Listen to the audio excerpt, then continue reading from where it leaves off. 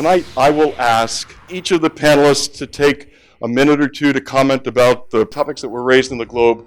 I thought, though there are a lot of details in the story, it made several big important points. So let me introduce the first two panelists. Scott Allen is the 6th editor of the Boston Globe Spotlight team, the oldest continuously operating investigative team in the United States. Jenna Russell, she's a member of the Globe's investigative Spotlight team. She's a longtime projects reporter for the Globe who produced a 3-part series, Brave and Afraid, about a family's struggle to find mental health care for their son. Think with me. I'm interested to think with you as you wrote the story. Were there any surprises to you? What we wanted to document was a multi-generational system failure. It wasn't any one individual. It's not Governor Charlie Baker. It's not Governor Michael Dukakis. It's not even Ronald Reagan. Or it's no one person's actions. It was a lot of people over a long period of time.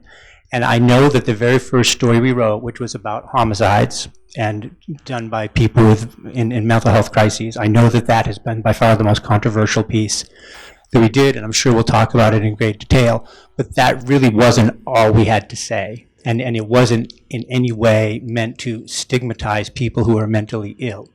If you read the stories and get beyond the initial presentation, what you'll see is that we're talking about very specific hospitals and healthcare centers that are abdicating their responsibilities and letting people out when they're still in an actively psychotic state, and they're going off and committing, sometimes, terrible crimes. This is not something that's elusive or abstract. It's like very specific things that one can do. And part of that process, I think, is evenings like tonight, where we can discuss it and talk about the substance of what we reported, what we were right about, what we were wrong about, and sort of look at the road ahead and how do we go from talking to doing, because a lot of action is actually needed, and talking is not going to get it all done. As Scott mentions, some of these stories have been misunderstood in a way as trying to be about the whole universe of people with a mental illness, which is obviously a vast and varied universe of endless different variety of issues and concerns. In fact, these stories are about a pretty narrow segment of that population, but it's a segment with some extremely tragic outcomes and extremely tragic consequences. And they're very unhappy stories, and stories that people don't really want to hear, and I very much understand that. But I don't think that, setting them aside because they're extreme or much less common would what our job is. I think our job is to confront the most tragic, difficult problems that we see and to wrestle with them and try to understand better why they occur and how we can hopefully prevent some of them from occurring in the future. I was hearing constantly about police shootings where it seemed that it turned out in the end that the person being shot was either suicidal or in some kind of crisis or mentally ill. So we ended up doing a lot of work to look at a decade of police shootings in Massachusetts to try and look and examine very closely each one of them and understand just how frequently that was a factor. And as Scott says, when we got to the end of that process, I think I went into it expecting we would find maybe 1/4 to 1/3 might have a mental health factor, and it turned out to be 48%, so nearly half, which was stunning and I think important to be able to know that, because it's I think harder to try and address a problem when we don't know exactly how big that problem is. It was certainly not our intention to make people feel less of themselves or to generate hopelessness. We made a pretty deliberate decision in the way we presented it. It was not hastily done. The political coalition supporting mental health is relatively weak and fragmented and tends to lose. I mean, we documented quite easily that, $160 million came out of the inpatient system from 1994 going forward, but it did not migrate to the outpatient program. So nothing happened. So it's a straight loss for the mental health community and its advocates. So we wanted to talk about mental health in a different way. I'm glad the Globe took this up. These are for a lot of forgotten people. But when you lead with a homicide story, which I know is true, it's one truth, right? I think the question that I asked is, does this motivate our society to fund things better? So the idea that, we need to do new community partnerships, we have a very vital community. We actually can work together. We actually have a very good idea what works. But what we don't have is resources. People in the community, it's easier to get to the Harvard Medical School than it is to get into Tewksbury State Hospital. It's unbelievable. All it would take is money to open more units, right? Worcester State Hospital had closed units for several years, but for the lack of money to staff them. So, I'm grateful you did it, but in the future, I'm hoping that this becomes an entire conversation about protecting people from being shot by police is important. It would take $40 million a year to do it.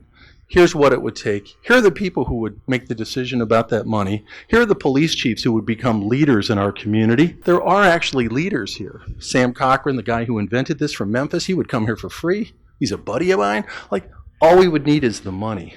So that's kind of the meta question of the story. Join us in speaking the truth about lived experience. How often do we hear a story about a violent situation? Not at all what you're talking, not about the mental health system, when it's raised that a person was on medication, for example, or a person had a history of mental health condition.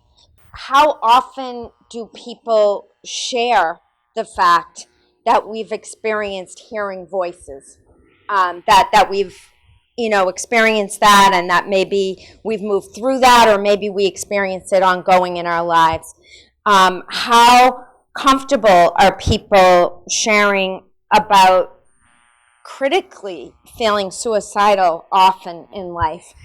What we're seeking is the welcome in society as a whole to be able to hear the truth. We need the media's assistance to paint the whole picture, the very most dire circumstances that in fact don't represent our community as a whole. There's hope.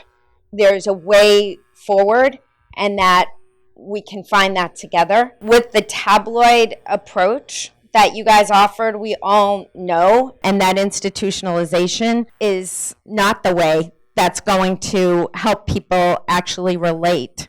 So there's a lot for us to be thoughtful about. It's hard to know how to engage this. We wouldn't be here talking about it, though, if you guys hadn't opened up the can for us, and I'm very, very grateful for that. Robert, do you want to add your comments as you wish? I hope at some point we have a chance to take a look at what I think of as pockets of goodness in our system. It is fortunately not a nuclear landscape. We have seen, for example, the increasing presence and influence of the recovery community and peer support movement. We've seen efforts to really be rethinking facilities-based care and instead community-based care.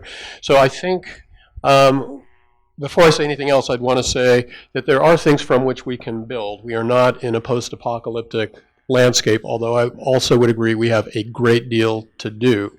Research would suggest is a lot of the risk of severe and persistent mental illness and intersection with the juvenile and then criminal justice system is largely a function of social context and downward social drift. It turns out that if you look at the developmental arcs of people who find themselves developing persistent mental illness, many of them are people who may have started at relatively disadvantaged positions, or they may have started at relatively privileged positions.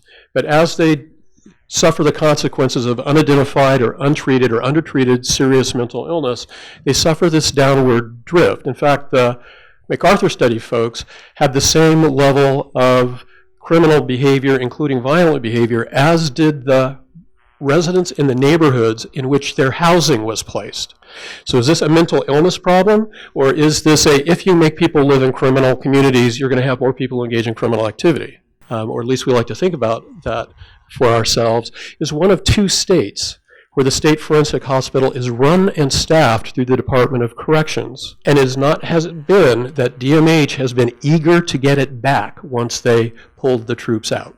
In terms of what your discussion was here today, the power of the First Amendment as expressed by these articles to call to the public's attention that there is not only a need to do something about a critical problem, but to mobilize a political movement which also encompassed getting the political machinery to fund the necessary mechanisms to ameliorate the problem. I think the Fourth Estate has a role in beginning that mobilization that I mentioned, and then from there, other mechanisms will take place. So we're all in it together. My name's Ruthie Poole, and I'm the president of Empower, which stands for Massachusetts People Organized for Wellness, Empowerment, and Rights. 2013, I was so depressed, I was committed to Newton Wellesley Hospital for 5 weeks.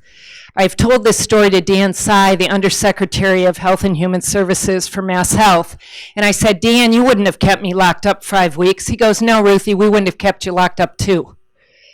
But because I wouldn't agree to ECT, Dr. Orlikoff said, 1 more week. 1 more week. I took all of his meds. His meds made me crazier and crazier. I'd never been psychotic before. I had what they called trauma-induced psychosis. And so because of that, I've had to sit with myself and my trauma. And now I'm actually seeking help from the trauma center run by Bessel van der Kolk. But where I've gotten help is through my peers. Many of them are in the room right now who really get it and have really listened to me and let me, instead of saying I'm manic, say, you're afraid, aren't you? That perpetrator's right behind you still, isn't it? And I'm not saying I don't need help from clinicians. I need help from good clinicians. So I really urge you to really look deeply at this and not go with simple solutions like involuntary outpatient commitment, which euphemism is assisted outpatient treatment. Force doesn't work. It's voluntary treatment when we're ready to face our demons. Thank you. A lot gets lumped in, a lot gets confused, a lot gets mistaken, and there's a lot of misinformation in this world. A lot of stuff overlaps with poverty, a lot of stuff overlaps with neighborhood, things get thrown into the same bucket. Very difficult to tease this out as we move our way through it. Thank you for that. You folks wanted to say, this is a problem for everybody. Let's get your attention. And you wanted to tell a story about a system that needs tremendous engagement, and there are tremendous adverse consequences from us not having that system in a way that that system should be. And I think this other story is just part of the world that now you're writing about, which is stigma is a big piece of our world. And it keeps us apart and keeps us from being in a space where we really can advocate for the things that we want. We finished writing this series, but we're not finished with this subject. You know, we actually feel a strong need that the governor and the leaders of the legislature need to speak to this subject at length and sort of say, what are you going to do? And we will never be advocates for bad psychiatric care, but we will be advocates for good care, and we will make the powerful answer questions about it. So I hope that going forward, there's some energy and momentum to make some changes.